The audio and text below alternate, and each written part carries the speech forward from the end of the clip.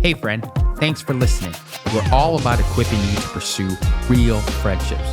You were not created to be alone because life is just better with real friends. Let's get started.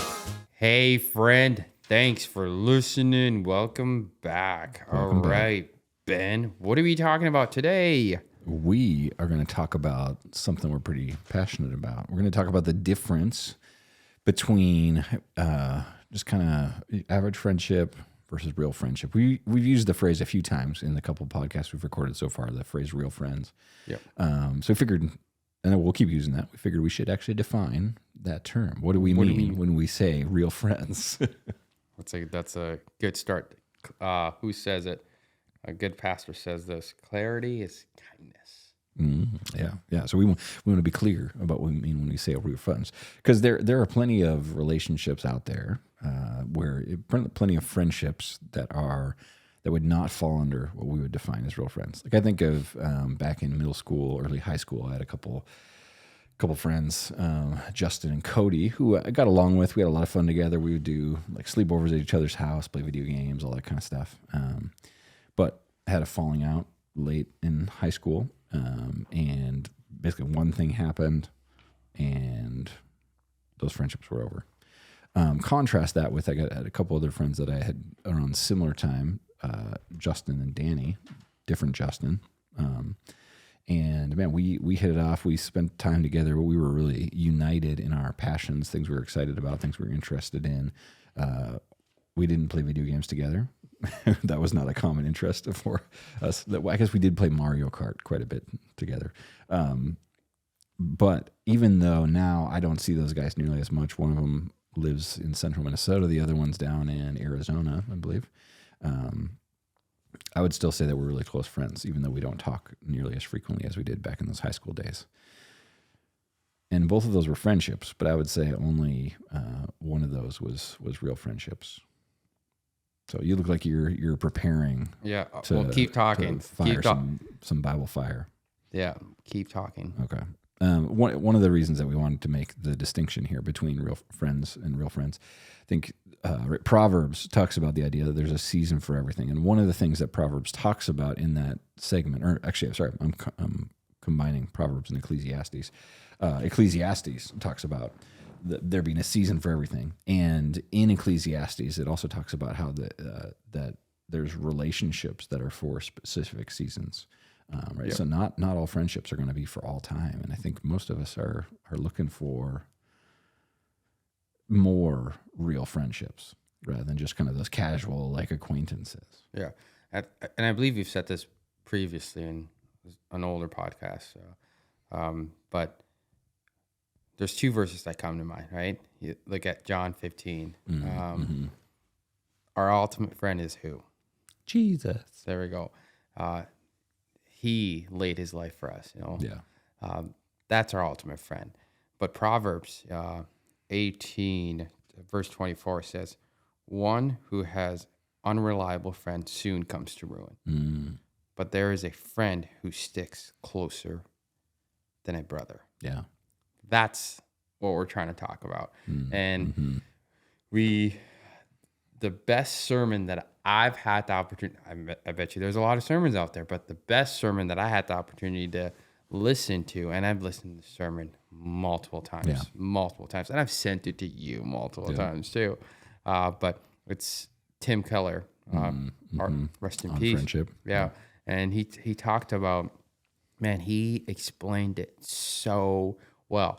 At the time, we were just like, we've been researching this topic of friendship, what the Bible says, what the world says, what the science say. We really want to discover more about friendships, right? Yeah. And I think Tim Keller did a great job kind of explaining what it looks like to be also a real friend, or a friend that's closer than a brother. You know? Yeah. And I think the perfect example you see is David and Jonathan. They had this beautiful friendship. Yeah. Beautiful. Some people have made it more than that, but it's not. It's just nothing more than a beautiful friendship. And I think they explain, they show in the whole Bible, they show that, beautifully. Yeah, what is it? I think the phrase that's used in Second Samuel, I believe it would be, that says they get to know each other, and it talks about their hearts being knit together, David and Jonathan. So yeah, there's a level of real heart connection that takes place, and that's I'd say one of the distinctives of real friends. Before we get to like kind of listing out what we mean by real friends, and really what, like Lucas said, we're going to draw on some of Tim Keller's that sermon, and we'll share that link. I think we should put that in the show notes or whatever. But here's thinking about friendship. There's a couple different categories we can think about when it comes to friendship.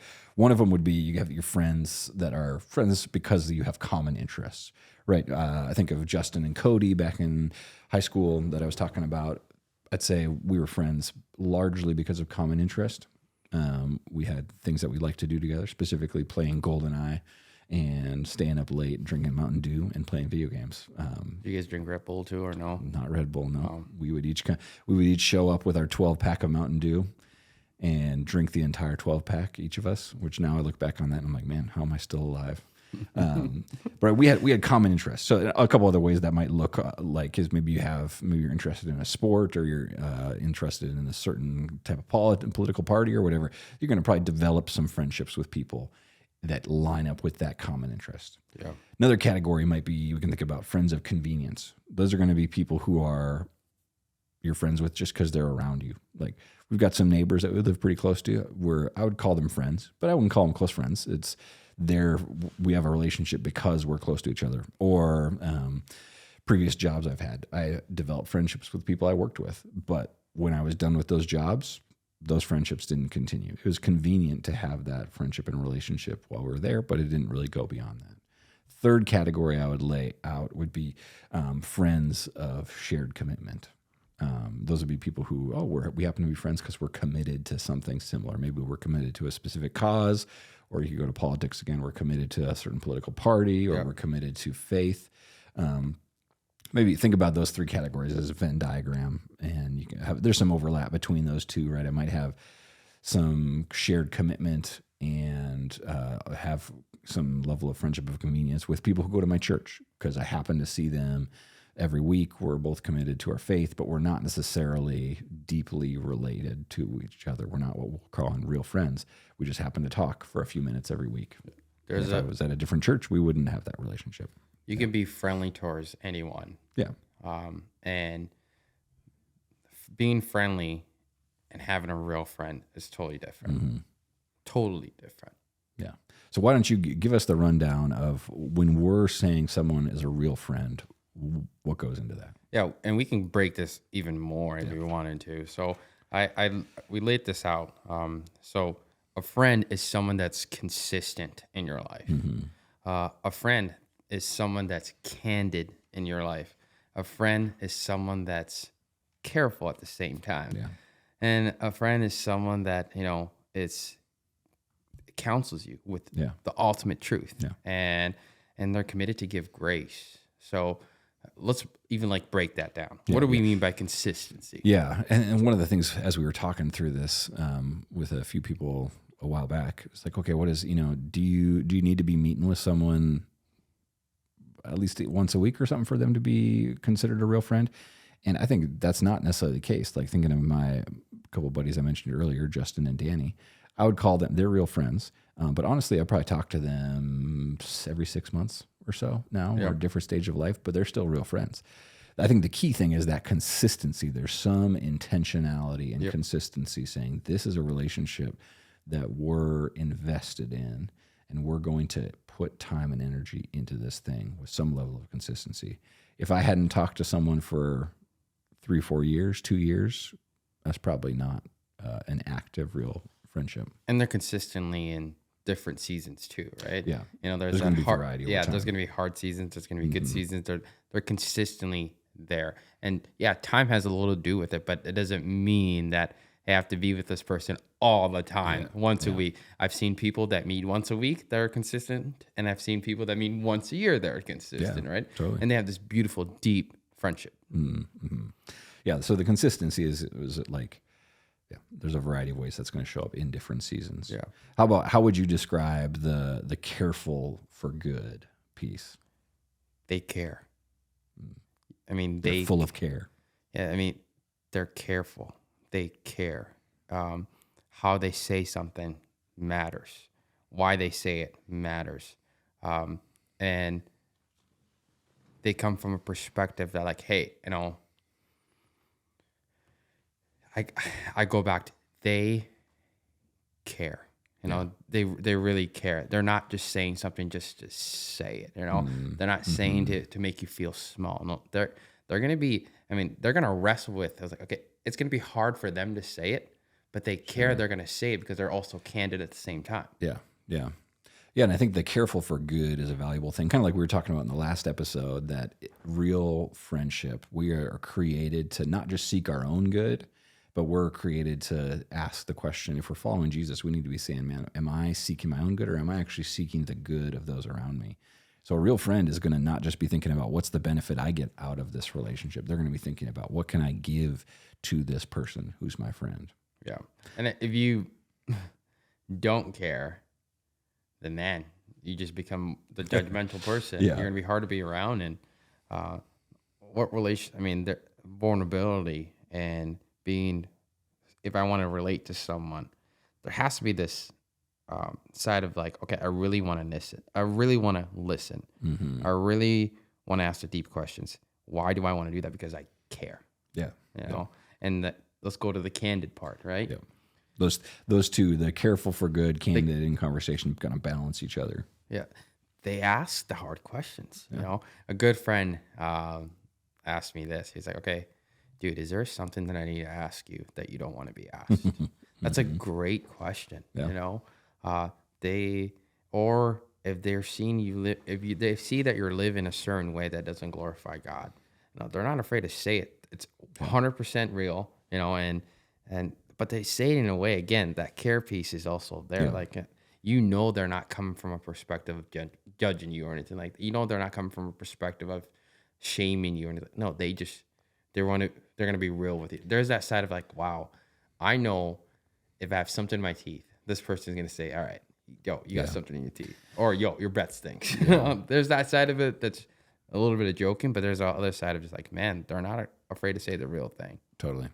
One of the things I'll talk about with some of the ministry leaders that I get to work with is the reality that, man, if you have not had conflict with someone, you probably don't know them well enough.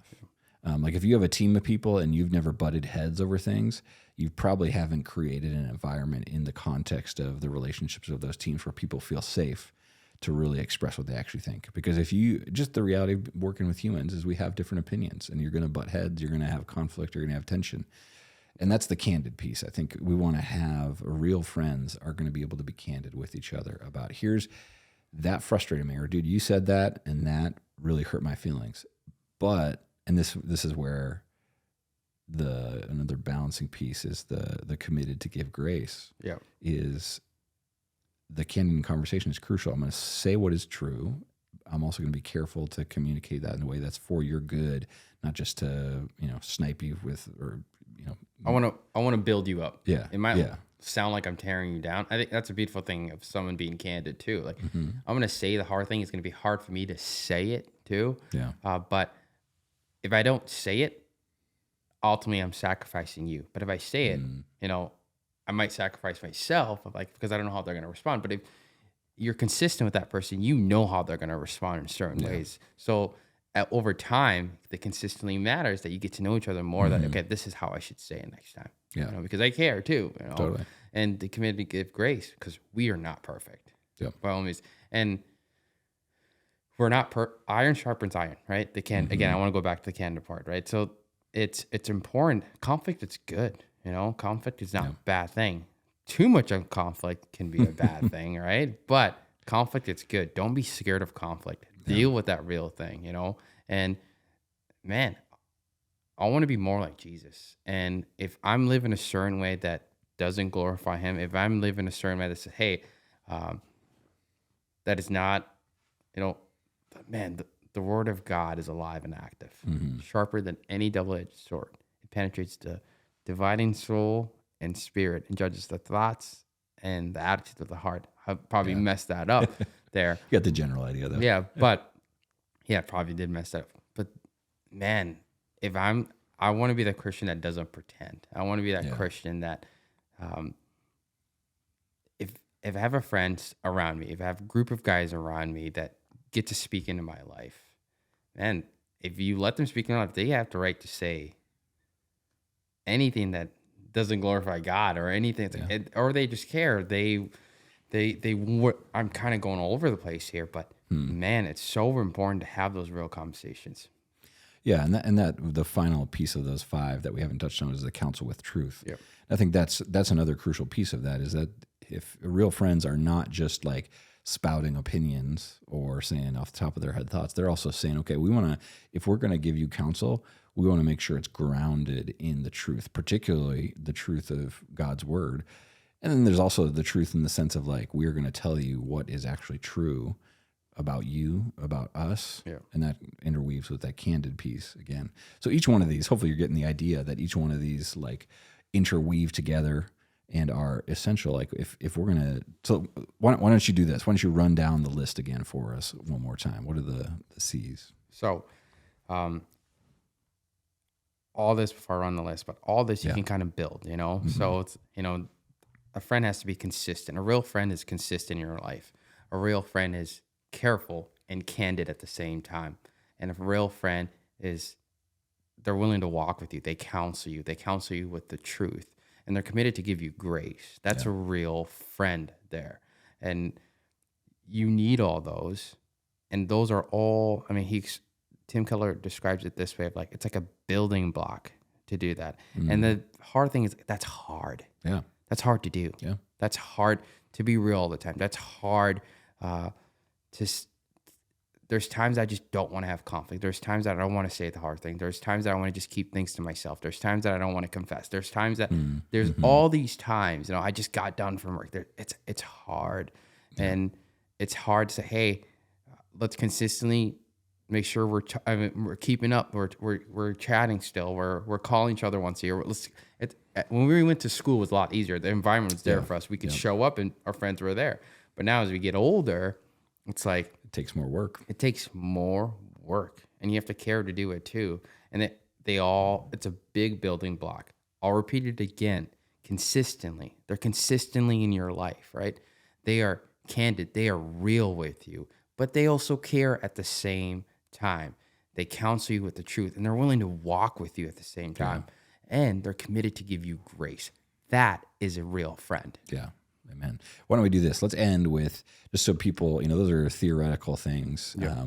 Let's end with maybe each give one story of a moment or someone who lived out real friendship. Why don't you start? I'll start us off. So there was a little bit about my backstory.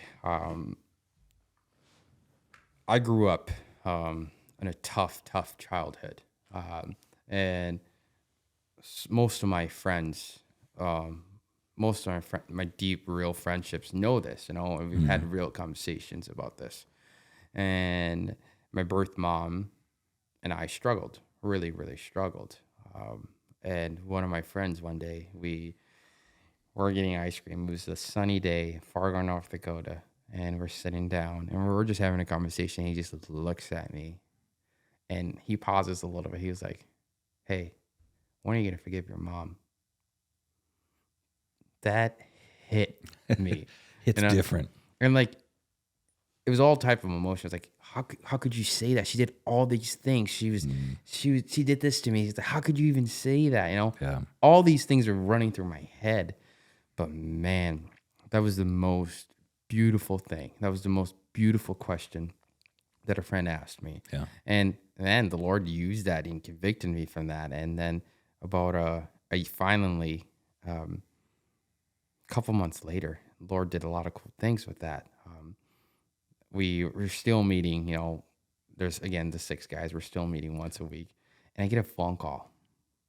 And I've been talking to my birth mom in a long, long time. I get a phone call. My phone's going off in the meeting. I was like, who's this? I answer the phone. And guess who it was? It was my birth mom. Wow. I hang up right away because I didn't know what to say. I just hung up right away. This is not the right time. Yeah. And then the next day I got up, I was like, Lord, if this is something you want me to do. I mean, it's pretty clear. I should have done that. It's pretty clear I should have done that a long time. It's pretty clear. I should have, but it was the Lord was still working. So next day I just prayed. I was like, Lord, just guide me. Guide me. There's all these things that are attached to it. I don't know how to do it. What do I say? And I was just stressing out myself. And then the same friend, he follows up with me. He's like, hey, how are you doing? How are you doing? I was like, dude, I'm struggling. I don't know how to do this. And he continued to just keep walking. He's like, dude, just trust him. Just look at the cross. Look at the cross. And that hit me. So finally, there was a time that I was going to work. And so there's a town called Grand Forks. Not that far from here, about 45-minute drive? Yeah, 45 minutes to an hour. And I was gonna go to work, or I was gonna go to Grand Forks. I didn't have a lot of meetings planned that day, so I was like, oh, either go to work or either go to Grand Forks. I was going to work. I just turned onto the interstate, go straight to Grand Forks. My radio wasn't working. I'm like, I'm still freaking out, right? And I decided to call my birth mom. I was like, hey, I'm gonna be there, and we found a place to meet. And man, I said the first thing. I haven't seen her in a long time. It's been years, like 10 years. And it's been a long, long time. And I sit down with her. I was like, I forgive you. That's all I said right away. Yeah. I forgive you. She just started bawling. Like, you can just see that she had this weight. And I've never felt so much grace for her. I've never felt this like, wow, he cares for her too. He cares for her too. Man. And the second thing I said is like, forgive me for anything I've done, and I wanted to own everything. If there was anything there, I wanted to own it, and then I just cleared it up. I was like, I just want to make sure she had the same expectations I did. And it's like, I don't see a future right now. If the Lord opens another door, I will step into that, but I'm supposed to do this, and I forgive you. Yeah. And we had an amazing conversation after that, and drove back home, called them, and he was just jumping. He's like, what? You did it. You did it. So I told you all that just to say, started with one question. A friend that wasn't afraid, a friend that really knew me, a friend that saw that this was weighing me down, a friend that saw that, hey, you're using this story. You're not a victim. You've been set free from all this. And he said, hey, when are you going to forgive your mom? It's a beautiful thing. Yeah, it's powerful when you have someone who knows you and is willing to ask some of those hard questions. I'd say similar, not similar story, but maybe similar, like positive impact. There is, I think, a good friend of mine who actually is my boss now in my day-to-day working with ministry leaders, but he several years older than me. He's probably more like 10 years older than me. Youth pastor invited me to intern under them shortly after I was out of high school at the church I was at in central Minnesota. His name's Andy, and I would call him a real friend. And that we went from, I was kind of the intern working another level, where now we're more peers and operating together. But we've figured out how to work together really well. And he's consistently challenging me, pushing me, encouraging me, giving me opportunities to take some steps of faith, take some risks, learn through the process. And that's been just looking at those C's, the consistently present, careful for good, candid, giving grace, all those things would apply to that relationship. So pretty awesome to be working in a context where I get to work with someone who's a real friend. Like you said, the little things too. It's not always the big things. It's also the little things, a good friend was like, at surgery, he's like, hey, do you want me to bring you food? Something small. Totally. It's like, hey, do you want me to bring you food? He was willing just to serve there. It was just a beautiful thing. And it's those things that really matter. Like, man, like just to say, I see you, I care for you. And the reason why I care for you is ultimately I want you to look more like him, So, and that's a beautiful thing. Yeah. So, we all need real friendships. And I think the other thing we answer, it's like, you can't have a lot of those. It's impossible to have a lot of those. It gets heavy with a lot of those, right? Yeah. It's, Jesus had 12, and he's our friend now, but when he was on this earth, he had 12, the 12 disciples. But there was 3 that saw things that the rest didn't see. That kind of close friendship. Totally. Yeah, just one or two real friends can make a huge difference. Absolutely. So maybe final thing, and we'll talk more practically in the future about like, okay, how do I develop those kind of friendships? But I'd say fundamentally, you look at David and Jonathan, you look at the relationships we're talking about here, those 5 C's we talked about, kind of underlying each of those is the idea of we have this shared heart. We're passionate about something similar. Our hearts are united towards this specific end. So one of the things, man, if you are looking for real friends and you're like, I'm not finding them, start by letting people know what's really in your heart. Start by taking the risk of communicating that and becoming the kind of person who is exemplifying that kind of friendship that you want to experience. We always say go first. Yeah. Go first, And that's scary though too, because that person maybe doesn't know how to respond. Someone that you meet, it's like, and it goes totally wrong. That's okay. Yeah. That's okay. There's no coincidence in the Lord's eyes. He's always teaching you something. So just go first. Totally. And don't wait for someone else. Go first. And one of the things I love to do is I love to go to coffee shops. I like to work from coffee shops. I seem to get a lot done when I'm at coffee shops. And if I see someone that I can, if I see someone, hey, I can have a good conversation with this someone, or they're just doing something that I'm interested in, right? I'll start a conversation. There was this gal that was sitting right in front of me, and she was reading her Bible. I was like, that is awesome. Let's go. What are you reading? We had a small conversation, and we talked about friendships a little bit. I asked her some questions about friendships. Yeah. And she was really looking for friendships. She just moved into town, and she just she's going to a new church. She's living with her. She just moved into town. Yeah. I was like, I think the most beautiful thing we can do is share our friendships. Yeah, that's good. Share the friendships. So what I did is like, hey, let me connect you to one of my friends, and connected both of them. And I hope they're having coffee soon. But that I think that's one of the things we can do. We can help too. If you have that friendship in your life, like help other people get those deep, meaningful friendships too. For sure. Share it. Yeah. All right, man. That's all we got. That's a wrap. All right, friend. We love you. Go first and follow Jesus more today. We'll see you next week. Peace.